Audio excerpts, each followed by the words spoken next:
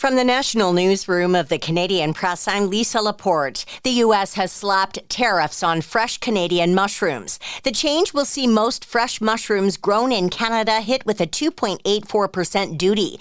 This after a U.S. Department of Commerce investigation, which the Canadian industry has called deeply flawed. The U.S. also says it's pausing a long-standing military board that's existed with Canada for over 80 years. U.S. Undersecretary of Defense Elbridge Colby says in a social media post, Canada has failed to make credible progress on its defense commitments.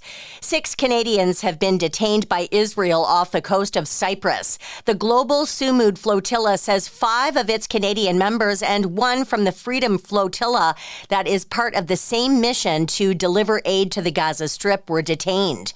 China's embassy in Canada says a Canadian MP's visit to Taiwan crosses a red line for Ottawa's relationship with Beijing. Conservative MP Michael Chong is in Taiwan this week to defy a warning from China's ambassador to Canada against travel to the political hotspot. Taiwan considers itself an independent nation, but Canada's official position neither challenges nor endorses China's claim on the island.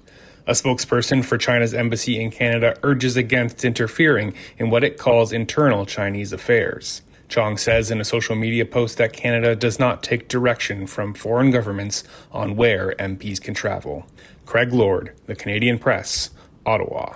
A jury in Oakland, California has sided with OpenAI in a lawsuit launched by billionaire Elon Musk. Basically, the jury and judge found Elon Musk waited too long to file his lawsuit against OpenAI's co-founder Sam Altman. The 9-person jury in Oakland deliberated for only 2 hours after a 3-week-long trial, finding that Musk missed the statute of limitations, so the case could not move forward. Musk was accusing OpenAI and its top executives of betraying a shared vision for OpenAI as a nonprofit. Musk argued that Sam Altman all along planned to turn it into a for-profit company. Musk's team vows it could appeal. Alex Stone, ABC News.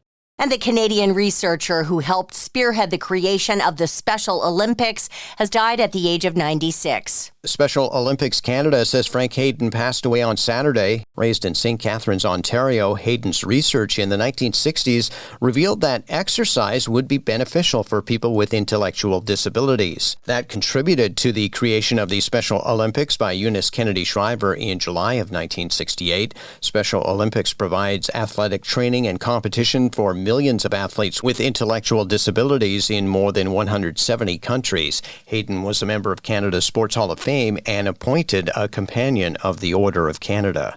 Don Mitchell, The Canadian Press. This is The Canadian Press. In sports, the Canadiens and Buffalo Sabres play Game 7 of their second-round NHL playoff series tonight. The Habs had a chance to close out the series on home ice in Game 6 before an embarrassing 8-3 loss on Saturday.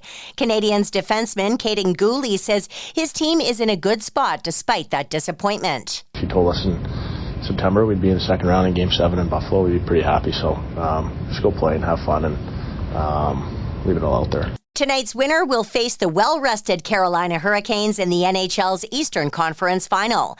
Canada beat Denmark 5-1 today for its 3rd straight win at the Ice Hockey World Championship. In PWHL playoff action, the Montreal Victoire will look to complete the sweep when they visit the Ottawa Charge tonight for Game 3 of the Walter Cup Final Series.